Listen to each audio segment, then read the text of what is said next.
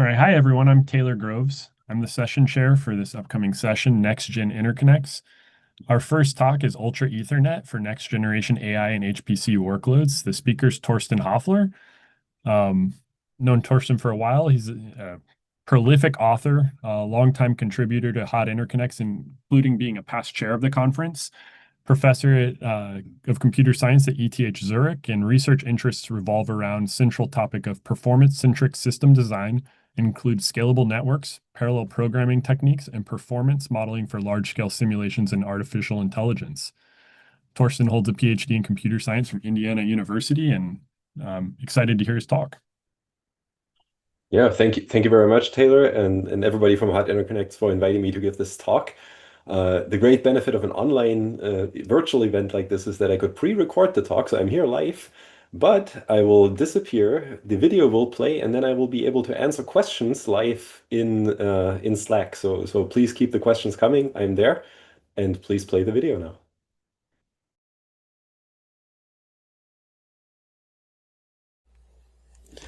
Hello everybody, my name is Torsten Hoefler and I'm very happy to present this talk at the Hot Interconnects 2025 conference virtually. A big benefit of being virtual is actually that I can pre-record this talk like I'm doing right now, and I can answer any of your questions that you have during the live presentation in chat. So if you're watching this live, please feel free to ask any question during the talk I'm giving, and I will answer it live, of course, because I'm going to be there. If you miss this, or if you have any deeper questions that you want to double check later after the talk, please consult this paper that the editors of the Ultra Ethernet specification have put together. I've been the lead for this one, and try to understand try to document the architectural principles and innovations in a very concise format. So the full specification was just released 2 months ago.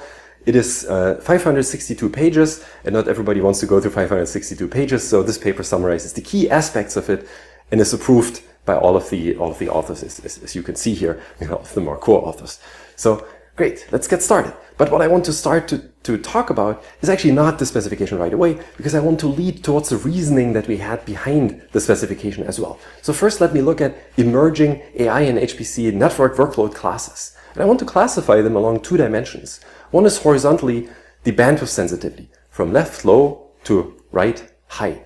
So, and this is measured in flops per byte. So floating point operations per byte, so computations per computation per communication, essentially. Very easy to measure and trivial to understand what's going on.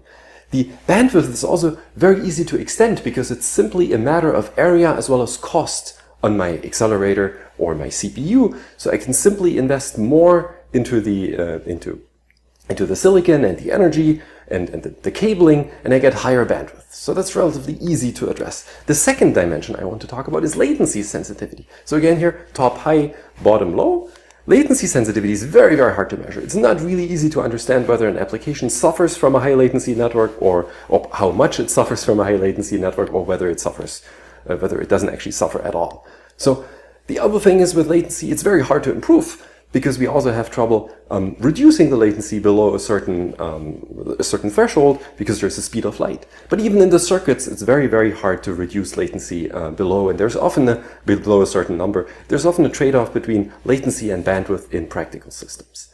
So now if you have very low bandwidth sensitivity and high latency sensitivity, that doesn't happen too often, but that is very common in graph computations, but very often you can rephrase those and turn them into better problems, but sometimes you still have this configuration.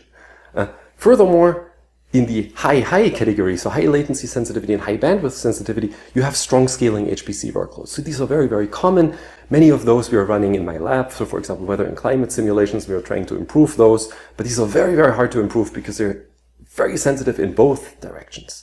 Furthermore, LLM inference systems, they are very latency sensitive, but even higher sensitivity to bandwidth. They need an extremely large bandwidth with loading of these KV caches and things like this, but this is not exactly what I'm going to discuss in this talk. Then for low latency sensitivity and high bandwidth sensitivity, what we have is traditional modeling and simulation, weak scaling HPC workloads. So if you have a lot of work per iteration, and of course a lot of messages to exchange at the same time, but you don't have to wait for much, don't have to wait for a dependency graph, then you're in this category. The same applies to LLM and AI training. So very, very important. LLM AI training is actually not so latency sensitive, but very, very bandwidth sensitive. And then if you're not sensitive to either, you may be running independent jobs, which is not really large-scale HPC, but maybe a major business, so you may be interested in that as well.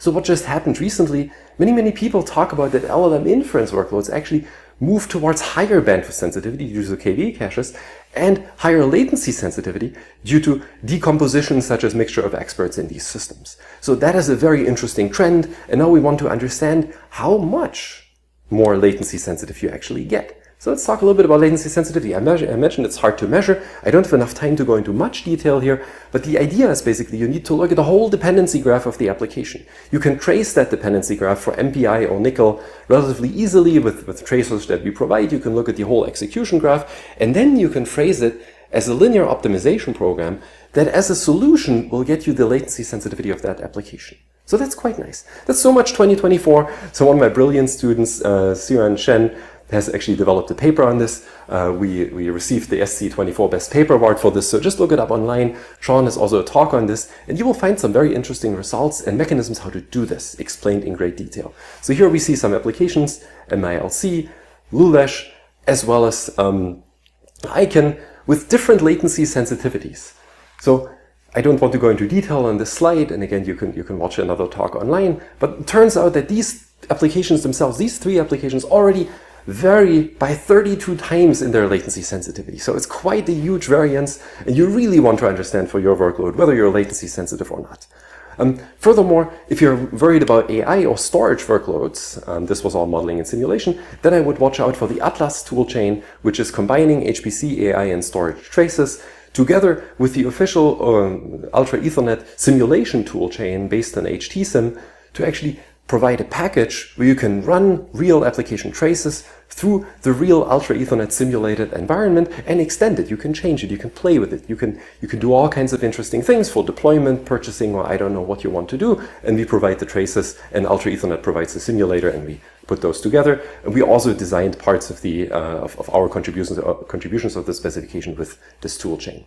So you can now reproduce all of this. But now let's go a little bit forward into what are data center and high performance networks or hyperscale networks. So a couple of years ago, some friends and I got together and we discussed what we should do, or what could we do to converge those? Because it seems like, at the time even, it seemed like the cloud could use higher performance networking.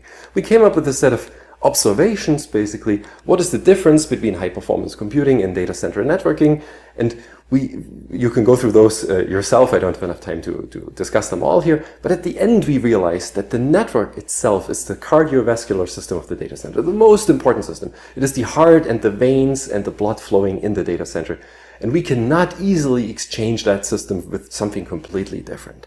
So that system today is based on Ethernet. And our conclusion was actually that whatever we do, we must base it on Ethernet to make it safe for deployment and extensibility, and actually get the large-scale customers to converge, get them to work with us.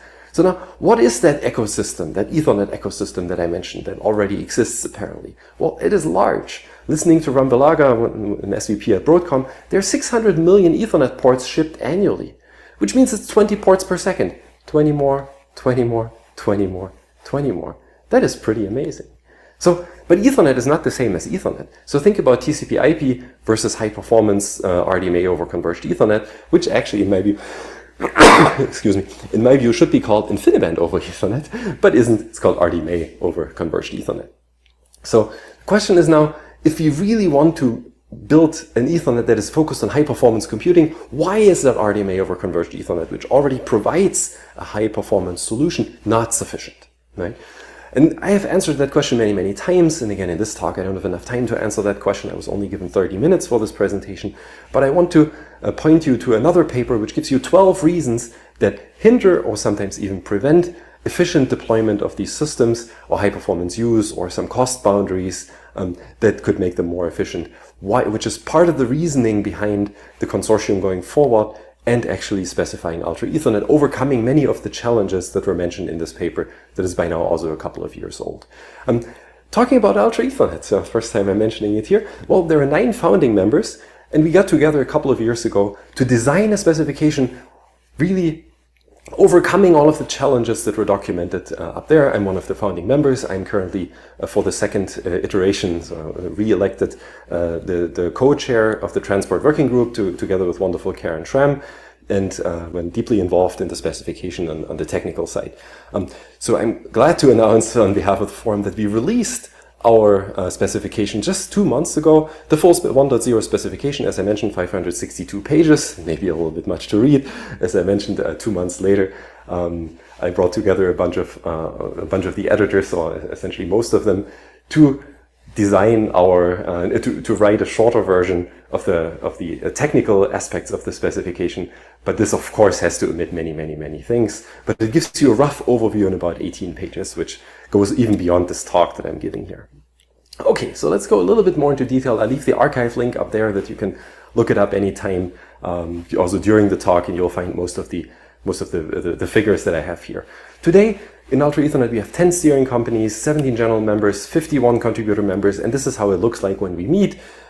We have usually 60 members on site or on the calls. Actually, the calls get slightly larger, so it's like 70 to 80 members now, and 1,300 signed up members. In general, if you're wondering why I'm not in the picture, well, that's my laptop here. I'm actually presenting because I'm the chair with co-chair here, Karen Schramm. And again, she's wonderful. I want to thank her for all the support, being co-chairing this very challenging and wonderful organization in the Transport Working Group. Okay, so Ultra Ethernet members, you should join. We're a very welcoming consortium, 75 member companies, 1,300 individual participants, so it's very vibrant, lots of interesting technical discussions. But what did we now do for 1.0? I can't talk about what we are now doing in the next generation, but I can talk about what we have done so far for 1.0. So I want to compare classical RDMA networking, which includes high-performance computing networking, as well as RoCE, to Ultra Ethernet. Usually, those were all lossless operation, like some kind of credit-based flow control or priority flow control. In Ultra Ethernet, we support both lossy and lossless operation, but we focus on the lossy operation because that is standard in today's mega data center providers. Usually, classic RDMA was limited to in-order transport because at the time when it was designed, more than 30 years ago, the NIC was very weak. Today, we can actually run more complicated circuits in the NIC to figure out out-of-order data delivery and out-of-order message delivery while providing reordering guarantees at the user level, which is quite nice. We have proprietary congestion control on the left side because it was kind of added as an after fact, like DCQCN, for example. And here we have SMART as an open, configurable, and flexible congestion control, or NSCC mostly. We have single path routing on the left side, which is no load balancing, which leads to so-called link polarization. And here in Ultra Ethernet, we have per-packet multipathing, ECMP-based, and very interesting schemes for load balancing that I can't talk about here, but they're all published separately and explained in separate papers and videos.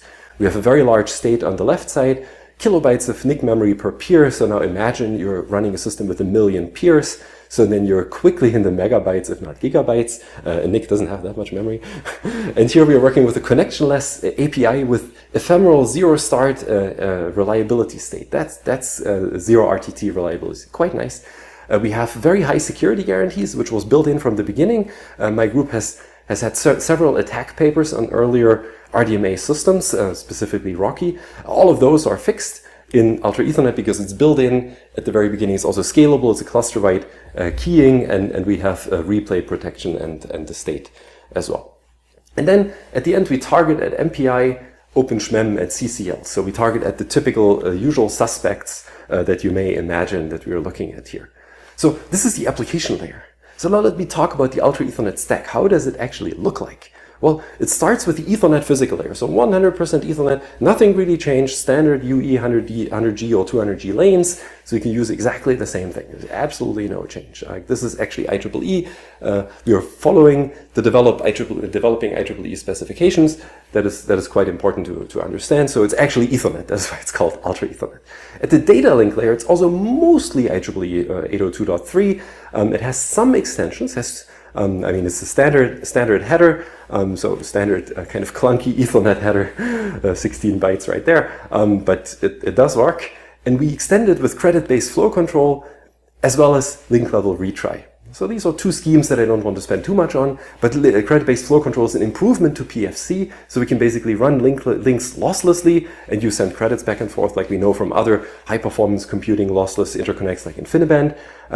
And link level retry is an optimization that you at the link level, not end-to-end retry only, but even at the link level, you acknowledge that the bytes were successfully, or the packets or the frames in this case, were successfully received and maybe retransmitted at the link level. So then we built on a standard IP network layer, which is a prerequisite for operating in most mega data center providers. So the standard IP header could be IPv4 or IPv6, depending on how much header bytes you're accepting and how many addresses you need. And then there's the UE payload. Ultra Ethernet adds a lot of other headers. Actually, it's not too much, but it adds some other headers because we completely changed the transport layer. By the way, everything that's green on this slide is newly added in Ultra Ethernet. Everything that is gray color already existed before in the existing networking stack that we run in data center environment. So CEU mostly is gray. We do very targeted but very important extensions here. So we have an optional UDP protocol, port 4793, which is Rocky v2++++, so twice plus. We have an optional security header, which has at the end an ICV. We have a congestion management sublayer, which is with its headers together in the packet delivery sublayer, and we have the semantic sublayer. So you can look at all these headers. You see that the transport layer itself is broken into 4 different sublayers. The SES, the PDS, the CMS, and the TSS, really looking at dividing the complexity of the transport layer into these sublayers. It does not mean that you need to implement these sublayers separately. I mean, many implementations will probably merge many of these sublayers into one package, and one implementation, some implementations could even have only one for all of those, even though that I would not recommend. There's some abstraction in there. And you see the highlights for each sublayer up here, but I'm going to talk about those in a couple of minutes. So here you see all the header sizes in case you ever want to look at a reference, what's actually going on. That's one of the good overview figures that we have on this. Okay, so, but now let's dive in a little bit on load balancing for Ultra Ethernet. What's this load balancing philosophy? So this is actually based on standard Ethernet equal cost multipathing that every single switch in the data center today supports. So it uses a so-called entropy value, which is usually the UDP source port. And each entropy value selects a path that is not necessarily unique. So it means if I have 2 different entropy values, they may still be selecting the same path because ECMP actually hashes the entropy value and selects an output port based on the hash. So of course there are hash collisions. But what we know is that the same EV means always the same path. So 2 different EVs may be the same path, but it's very likely that they have different paths, but the same EV will always select the same path. So we can rely on in-order transport if we select the same EV. Of course, without network failures in this assumption. So let's look at one of those switches here, the one marked with an X. It has up ports and down ports. Typically, ECMP works on the way up in a fat tree. I mean, you see a fat tree network here. And on the way up, you basically use the EV, you hash the EV, and the output domain of the hash function is in this case one of these 4 ports, because each of these 4 ports, as they're going up, they lead to valid switches. They lead to one of those 4 groups that you see at the bottom. That's when we're looking at the second switch port. So now let's assume we want to go from A on the very left side to B here. We have many, many options. So this network topology here, this fat tree, provides us many, many paths. Or maybe we want to call this clause network because it's not actually shrunk to half at the bottom. At the top, but it's basically the same. So if we pick EV equals A, we're going to move first to this switch along this path marked in yellow, and then it picks a particular route through the network from A to B. And we now, if we pick another EV, for example, EV equals B, we're going to go through another route to number B, to rank B.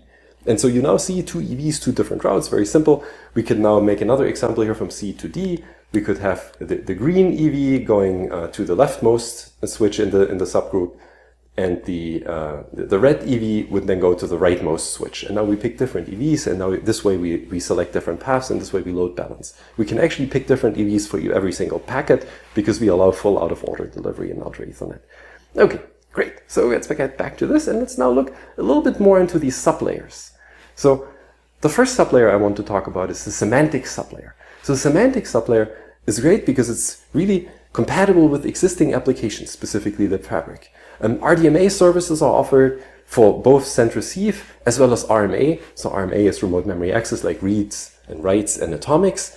And it really focuses in its send receive semantics on the MPI and CCL semantics, so to offer the easiest interface to the top or the most direct interface, as well as existing protocols like OpenSHMEM in the RMA semantics or MPI RMA in the RMA semantics. So it's highly optimized to have kind of a direct translation. It offers scalable addressing to millions of endpoints, and it has many optimized extensions. So for example, deferrable send, I'll be talking about that a little bit more.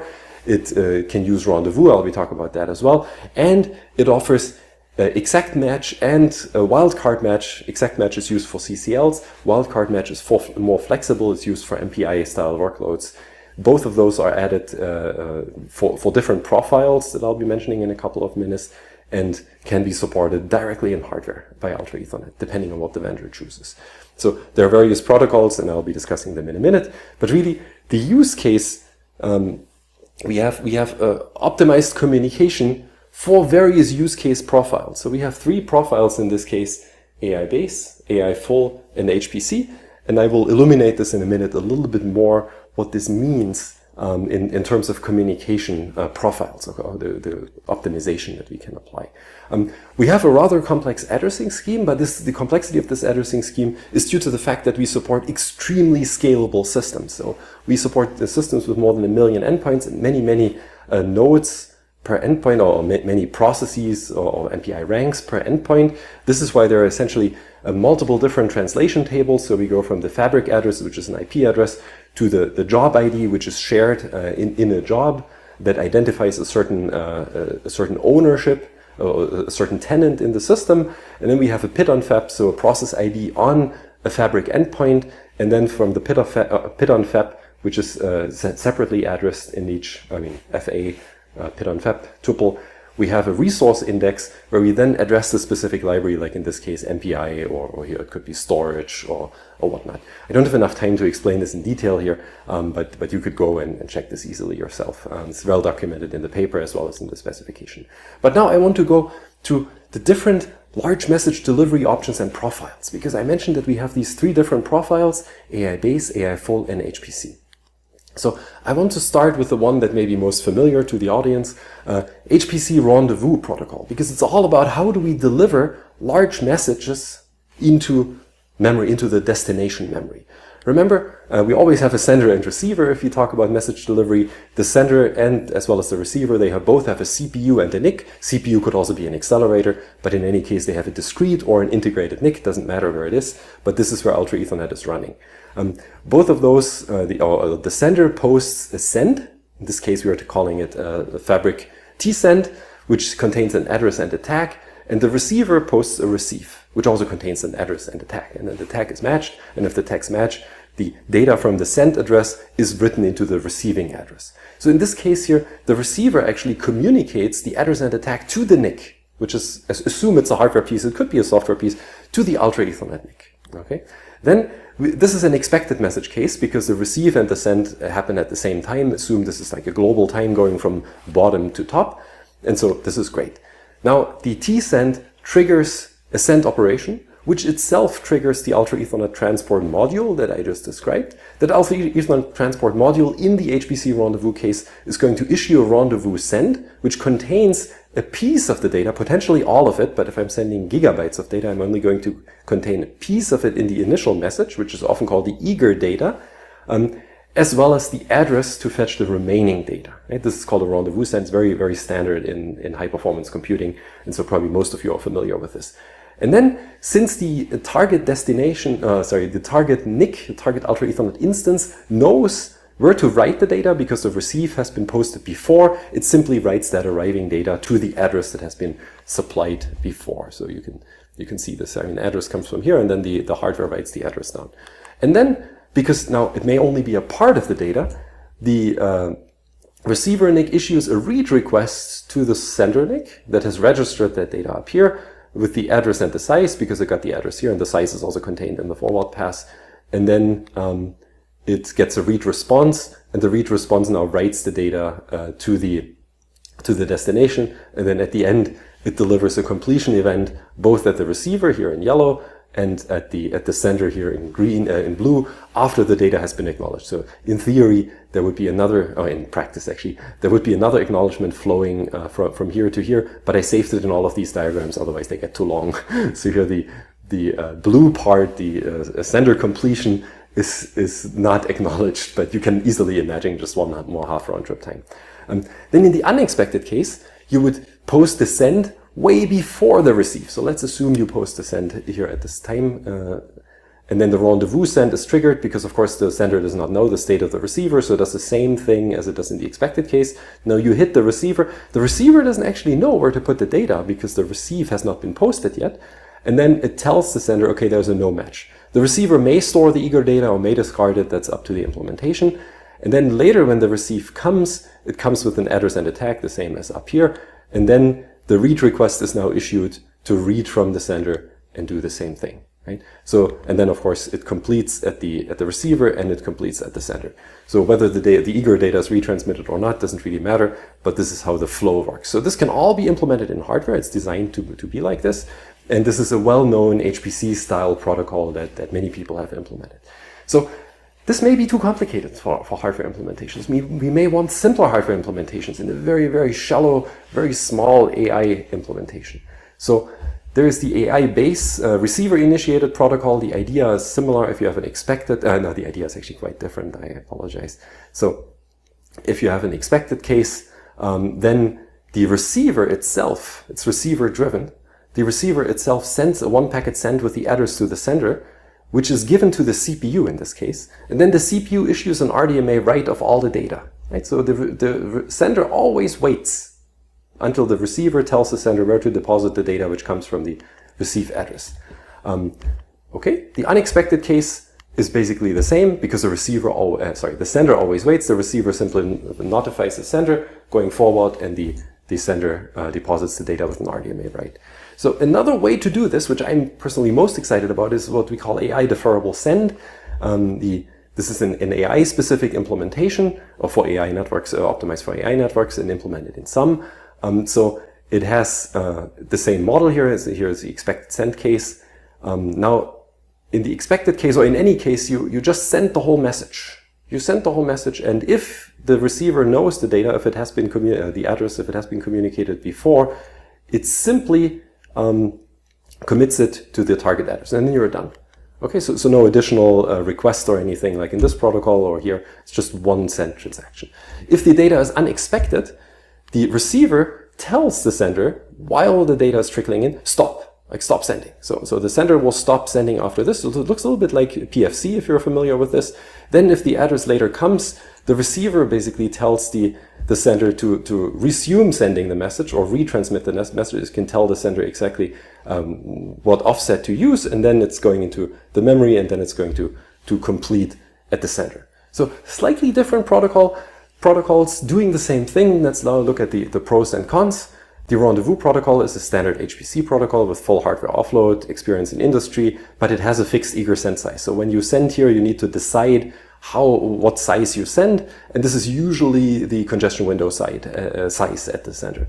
The AI optimized protocol actually can react to congestion window change. So if congestion shows up in the middle, it'll dynamically react, and it's slightly better. I would claim it has simpler logic than this, but this is up for debate, so we still have internal debates on this. The AI-based protocol is the simplest one, but it requires software interaction, so it's by definition somehow slower, and in the worst case, it adds one additional round-trip time, so it may be not so great for latency-sensitive workloads. Okay, then we have the packet delivery sublayer, which has many modes of packet delivery. So we have Rod, and Rudy. I don't have enough time to go into great detail here. We have shared receive queues, out-of-order packet arrivals, all the things you want. The key here is zero RTT startup. So usually what you do in TCP/IP, you have a round-trip time to establish your connection. In Ultra Ethernet transport, you send a single message. I could go into detail. I could talk about state machines, how this is done. I don't have enough time, unfortunately. But again, look at this paper if you want to look at specifics of the state machine implementation. So this is all explained. You can, of course, also look at the specification to find this. So this is the fastest startup, and really you can drop state whenever convenient, and you can free up mixed state. This is great. Congestion management, This is a whole hour talk in itself. I just want to give it 2 minutes here. So the idea here is that we leverage ECMP, as I mentioned before. We have 2 congestion control points. One is at the source and the other one is at the destination, or at the receiver. One is at the sender and one is at the receiver. They're combined in interesting ways. So the one is called network signal-based congestion control, which is mandatory. Everybody has to implement it. Optionally, you can implement receiver-controlled congestion control. So these two are designed to work together for HPC and AI multi-pathing workloads. And again, this is a talk in itself. There's actually a full paper that describes one approach that has been used as the base for this, which is called the smart reps approach, enabling modern packet spraying with a state-of-the-art congestion control mechanism. Lots of data shows how it performs significantly better than all the existing approaches. It's relatively simple. It's not very simple. It's relatively simple. So I think it's implementable, but not the easiest one in terms of implementation complexity, but doable from the algorithms. Okay. And then last but not least, I want to talk about the transport security sublayer, which is relatively simple because it's based on industry standards, end-to-end AES encryption, key derivation for additional security, which is an industry standard today, full replay protection, which is quite interesting. Again, look at this paper if you want to look at all the details. It's quite deep, scalable security, and it's optional. So it's really all industry standards and super high scalability because we have group rekeying and shared keys. Okay, with that, I want to conclude my talk. And I want to mention again that Ultra Ethernet was really a reaction to the market demanding an interconnect that is Ethernet compliant or Ethernet compatible, but super high performance and low cost to deploy for various scenarios in AI and HPC. We've been working on this for multiple years. We released the specification, as you can see here, if your eyesight is sharp enough, in June. So we can now build. Products are announced. AMD, for example, publicly announced the product. Many other people will follow, many other companies. The stack I have explained in great detail. I have explained the congestion control algorithm as an example, which is the base for, or one of the bases for NSCC.